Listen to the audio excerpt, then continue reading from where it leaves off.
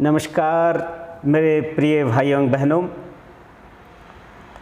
आज दुनिया जिस परिस्थितियों से गुजर रही है उसे कह सकते हैं कि भयावह अवस्था, किंग कर्तव्य विमूढ़ की अवस्था। क्या करे क्या नहीं करे, कैसे चले, हमारा भविष्य क्या है, देश का भविष्य क्या है, ये दुनिया का भविष्य क्या है, मानवता का भविष्य क्या है। इस तरह के प्रश्न सबके दिमाग में उपज रहे हैं और हर इंसान एक अनजान भय से ग्रसित है।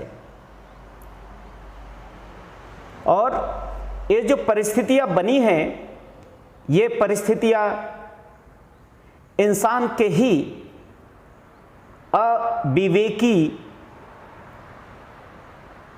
चलन और चालन के कारण हुई है।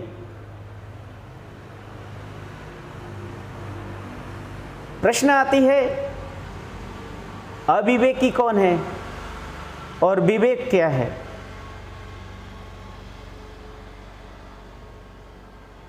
बुद्धि, विचार, विवेक, बोधि,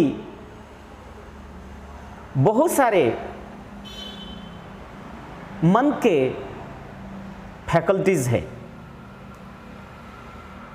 इन फैकल्टीज को जान लेने में फायदा है।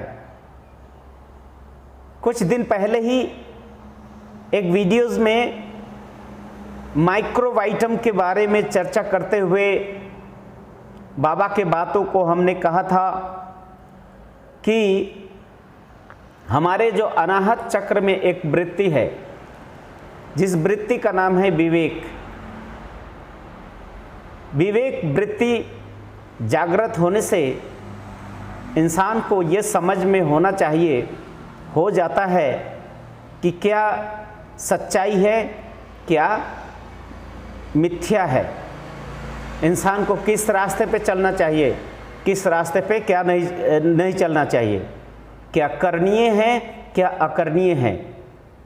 इस तरह के चीज़ों को जब इंसान समझ जाता है तभी इंसान एक सूक्ष्मता को प्राप्त करता है, एक विशेष प्रकार की प्रकाश का अनुभव करता है जीवन में, जो प्रकाश सारे अंधकार को दूर करके प्रकाश उज्ज्वल भविष्य की ओर ले जाता है। इसलिए कहा जाता है, विवेक अगर जागृत हो तो व्यक्तिगत जीवन हो या सामाजिक जीवन हो, राष्ट्र जीवन हो, वैश्विक जीवन हो, सर्वत्र सुख ही सुख रहता है।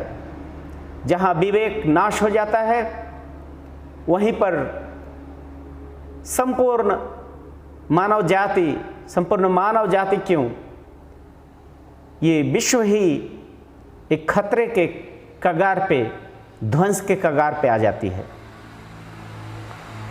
आज आइए हम चर्चा करते हैं बाबा श्री श्री आनंद मूर्ति जी के दिए हुए विवेक पंचक।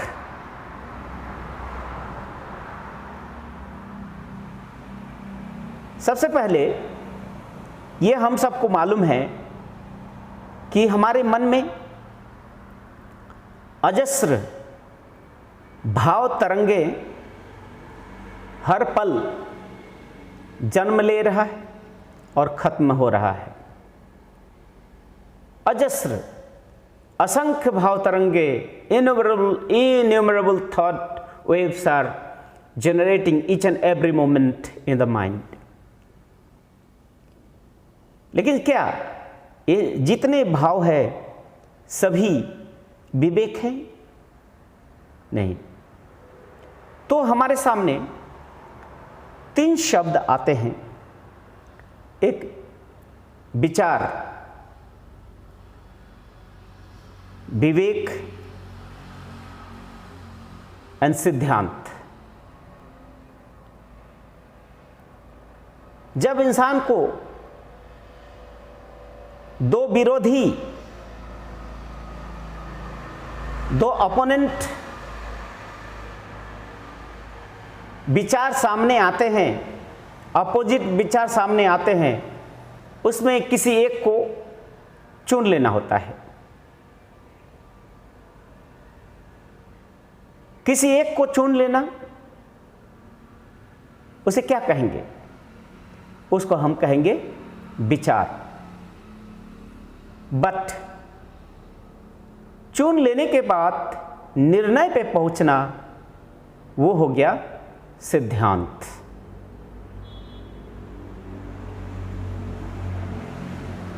तो विचार बहुतेरे हैं, उसमें से किसी एक को चुन लेना होता है। जैसे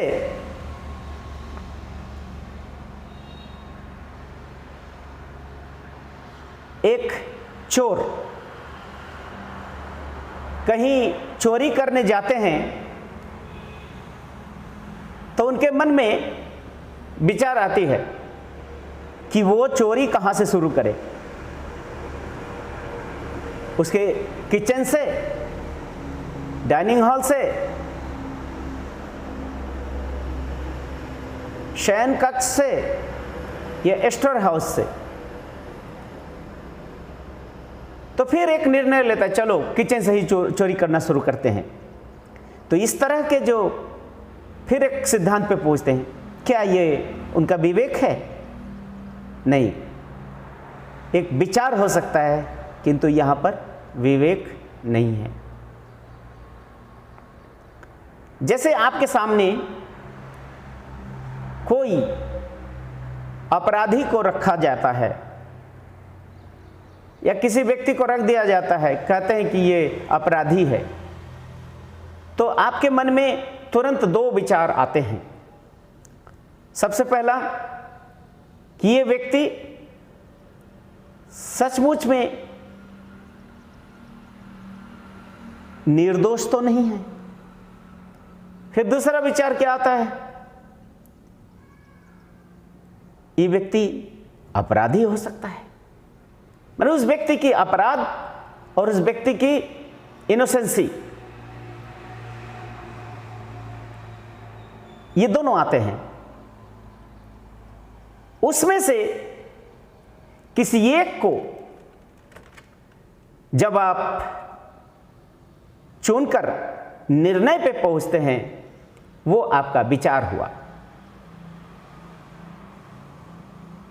किंतु विवेक नहीं। इसीलिए कहा जाता है विवेक जो होता है एक विशेष प्रकार का विचार है, अर्थात स्पेशल टाइप ऑफ डेलिबरेशन, जिसको कॉन्साइंस कहते हैं। स्पेशल टाइप का मतलब क्या हुआ? यहां पर 2 वस्तु आपके सामने हैं, एक है श्रेय, एक है प्रेय, एक है कल्याणकारी, एक है अकल्याणकारी। श्रेय का पथ सदा कल्याणकारी होता है, प्रेय का पथ हमेशा दुख का ही कारण होता है। इसलिए श्रेय और प्रेय दोनों में से श्रेय को चुन लेना ही विवेक का काम है। इसीलिए विवेक को स्पेशल काइंड ऑफ डेलिबरेशन, विशेष प्रकार का विचार कहा गया है। यहां पर श्रेयस्कर मार्ग को ही स्वीकार कर लेना होगा, वही हुआ विवेक। ये जो मन की ये जो वृत्ति है विवेक, ये एक भगवान का ईश्वर प्रदत्त बहुत बड़ा गुण है। इस तरह के जो विवेक हैं, विवेक को हम 5 कैटेगरी में बांट सकते हैं, अर्थात 5 प्रकार के विवेक है। पहला, नित्य अनित्य विवेक, eternal non eternal, permanent non permanent. दूसरा है द्वैत अद्वैतवाद, dual non dual conscience. Third है आत्म अनात्म विवेक। चौथा है द फोर्थ पंचकोश विवेक। फिफ्थ है महावाक्य विवेक। आइए एक एक पर थोड़ा सा विश्लेषण करते हैं। पहला नित्य अनित्य। नित्य क्या है, अनित्य क्या है? नित्य और अनित्य में विचार कर नित्य को ग्रहण कर लेना, वही नित्य अनित्य विवेक का काम होगा। एक है परमानेंट, एक है टेम्पररी। परमानेंट क्या है? परमानेंट वो है, नित्य सत्य वो है जो देशगत, कालगत और पात्रगत बंधनों के ऊपर रहता है। देश काल पात्र के द्वारा वो प्रभावित नहीं होता है। अनपरमानेंट, जिसको टेम्पोररी कहते हैं, क्षणिक कहते हैं, क्षणभंगुर कहते हैं, वो क्या है? इस परिदृश्यमान, इस सृष्टि जगत में जो कुछ है वो टेम्पररी है, क्षणिक है, इसीलिए इसको अनित्य कहते हैं। अब एक नित्य है जिसमें कोई परिवर्तन नहीं है, और एक परिवर्तनशील है। इस परिवर्तनशील और अपरिवर्तनशील शाश्वत सत्ता में हमें किसे चुनना है?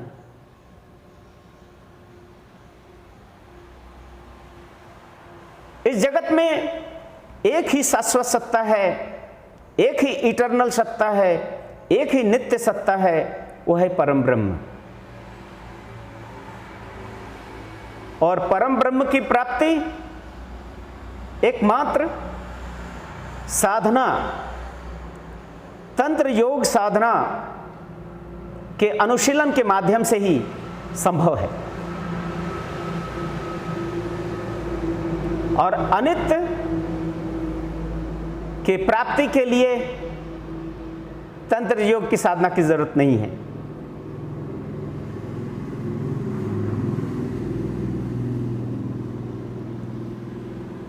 ये जो रिलीजियन है, मजहब है, मतवाद है, धर्म मत है, ये सभी अनित्य सत्ता है। ये सभी देश काल पात्र के परिवर्तन के साथ साथ परिवर्तित होते रहते हैं।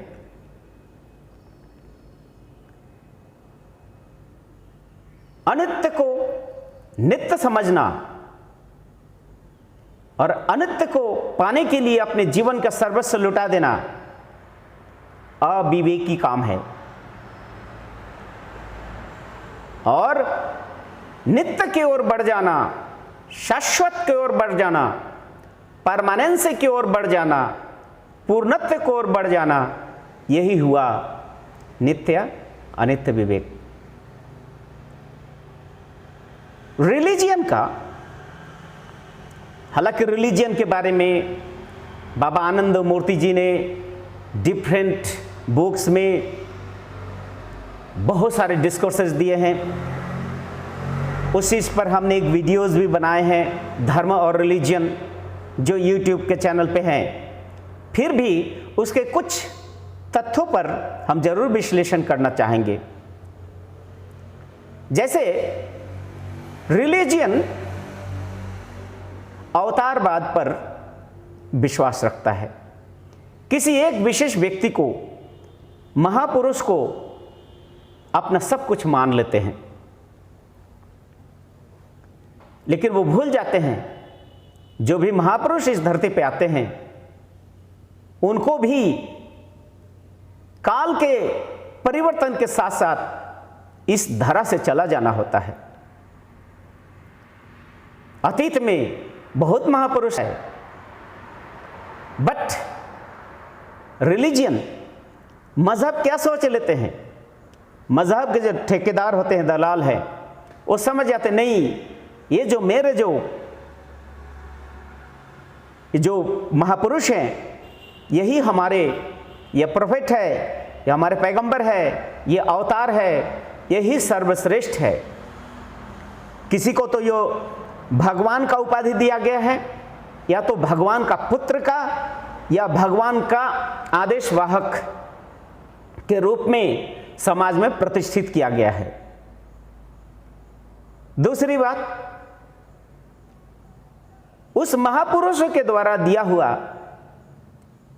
एक विशेष प्रकार का बुक, किताब, जिसको पवित्र ग्रंथ माना जाता है, उसको कहा जाता है डायरेक्ट रेवलेशन ऑफ गॉड, अर्थात ईश्वर के द्वारा दिया गया वो बातें।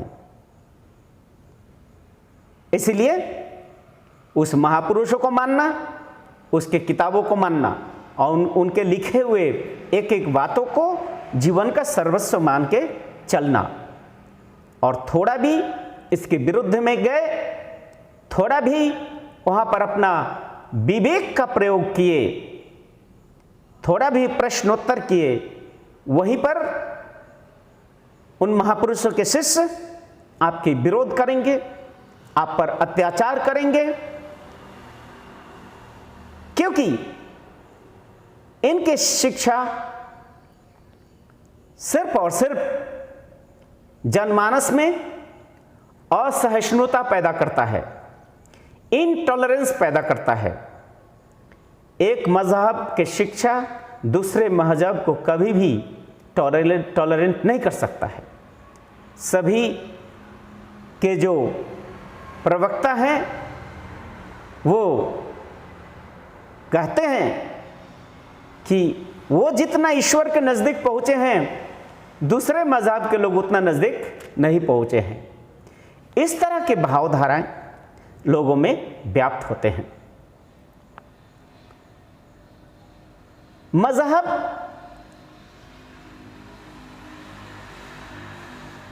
मनुष्य को प्रेय के पथ में मोटिवेट करता है, प्रेरित करता है। नाम, यश, कीर्ति, धन, संपत्ति, रुपए, पैसे, इसी के पीछे मजहब लोगों को दौड़ा देता है।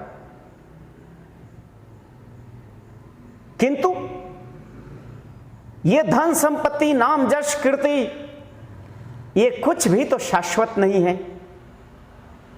जो शाश्वत है वो सिर्फ और सिर्फ परम ब्रह्म है, जगत सृष्टा है। उस शाश्वत सत्ता की ओर नहीं दौड़ाकर मनुष्य को नश्वर खंड वस्तु के प्रति प्रभावित करता है।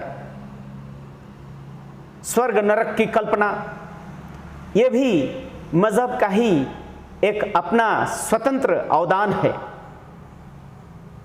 मजहब एक ही चीज दिया है, वो है अंधविश्वास, कुसंस्कार, भाव जड़ता, जहां पर विवेक का कोई स्थान नहीं है। बट नित्य अनित्य विवेक का जो पथ है वो मनुष्य को स्पष्ट कर देता है कि तुम्हारा मार्ग ये नश्वर खंड मजहब मतवाद नहीं है, तुम्हारा जीवन का लक्ष्य शाश्वत परमात्मा है, प्रेम स्वरूप, आनंद स्वरूप परम ब्रह्म है। इसलिए साधना मार्ग पे चलना वही शाश्वत धर्म है, वही मनुष्य का धर्म है। मजहब मनुष्य का धर्म नहीं। मजहब मनुष्य में भेदभाव पैदा करके मजहबी दलालों का शोषण का एकमात्र पथ है। आनंदमूर्ति जी के किताबों को पढ़ के और डिटेल जान सकते हैं। दूसरा विवेक है द्वैत अद्वैत, डुअल नॉन डुअल। ईश्वर दो है या अनेक है? ईश्वर एक है या एक से अनेक है? तो यह माना जाता है कि ईश्वर दर्शन मानता है ईश्वर एक और अनादि है, अनंत है, सिंगुलर एंटिटी।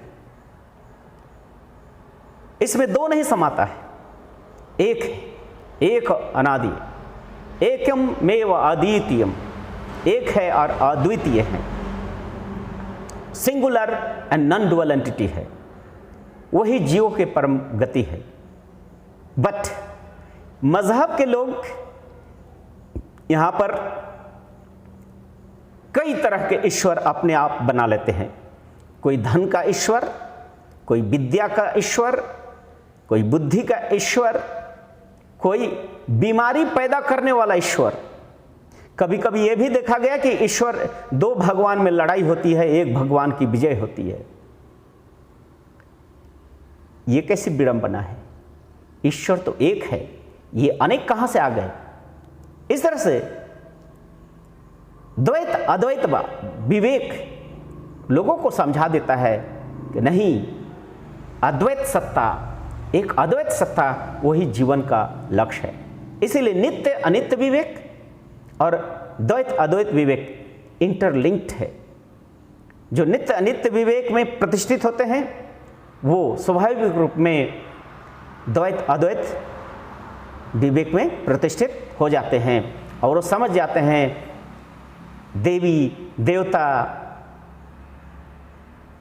ये मनुष्य का अपना कल्पना है, वह ईश्वर कल्पनातीत है, मानसातीत है।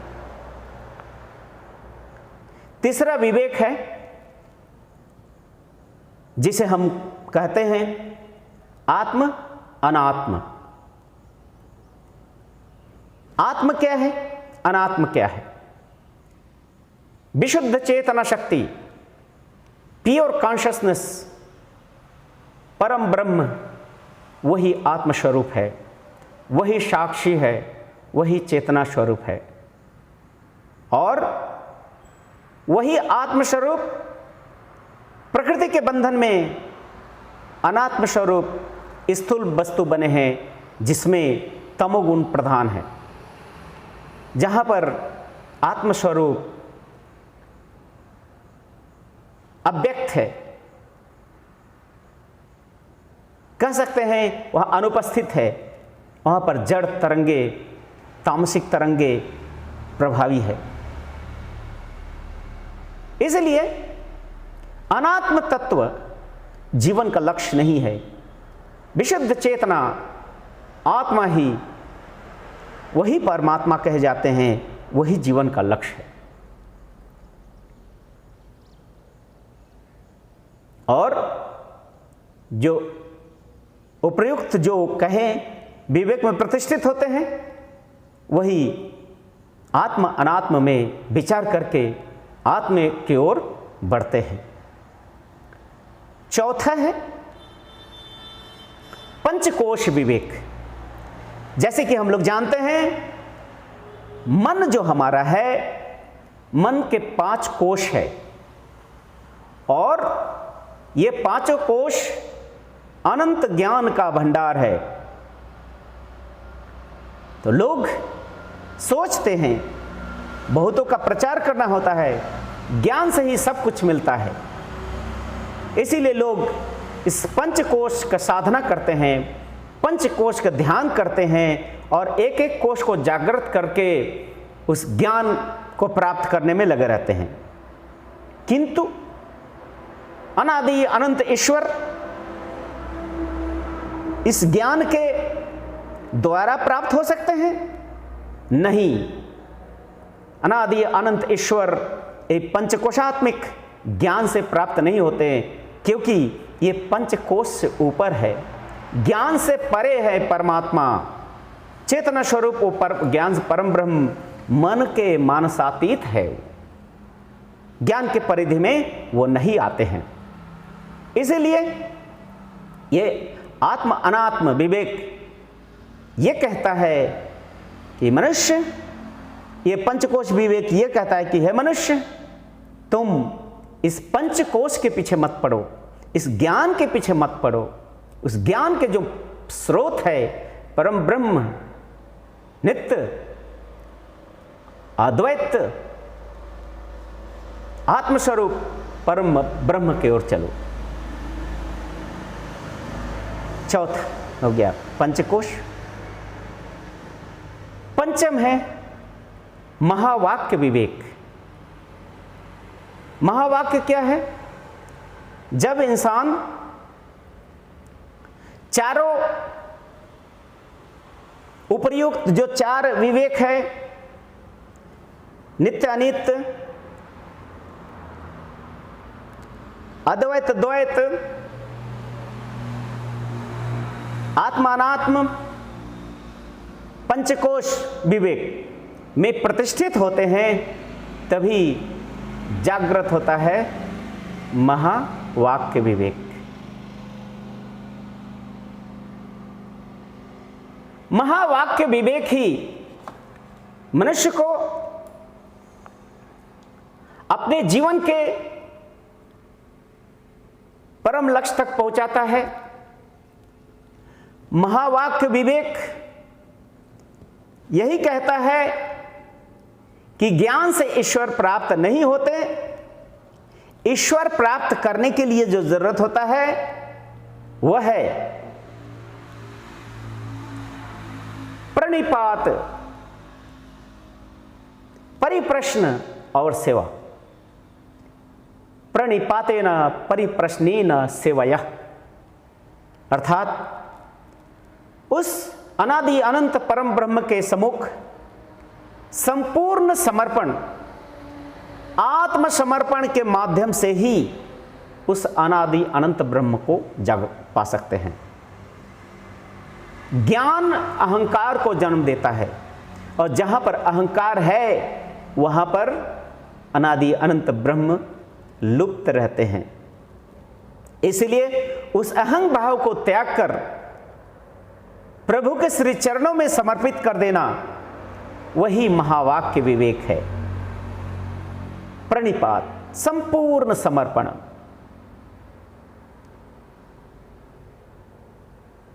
परिप्रश्न, प्रश्न वही पूछेंगे जो आत्मस्वरूप ब्रह्म तक हमें पहुंचा दे, नित्य स्वरूप परम ब्रह्म तक पहुंचा दे, अद्वैत सत्ता में हमें प्रतिष्ठित कर दे। यही प्रश्न करना है, जो आत्म उपलब्धि के पथ पे ले जाए, वही प्रश्न हमें करना है। उसी को कहते हैं परिप्रश्न। सेवया, ये दो तत्वों में प्रतिष्ठित होने के बाद इस जगत के सब कुछ में उस परम ब्रह्म को ही देखते हैं, अर्थात सर्वम ब्रह्ममयम जगत, ये जगत ही ब्रह्ममय है, ब्रह्म ही ये जगत है। ये भाव मनुष्य में जागृत होता है और सेवा का भाव जागृत होता है। इसीलिए कहा जाता है प्रणिपातेन परिप्रश्नेन सेवया, सेवया से ही, सेवा से ही मनुष्य को जीवन की जो परम धाम है, परम लक्ष्य परम ब्रह्म की प्राप्ति होती है। अर्थात जागृत विवेक होने से इंसान समझ जाता है नश्वर क्या है और शाश्वत क्या है, आत्मा क्या है, अनात्म क्या है, अद्वैत क्या है, द्वैत क्या है, पंचकोश क्या है। ये सारे चीज़ों को समझकर उस परम धाम, परम पद को प्राप्त करना वही जीवन का लक्ष्य है। इसीलिए रिलीजन के अंधविश्वास, कुसंस्कार, भाव जड़ता के चंगुल से निकलकर आत्मस्वरूप, चेतना स्वरूप परम ब्रह्म को ही पाना है। धन्यवाद, नमस्कार।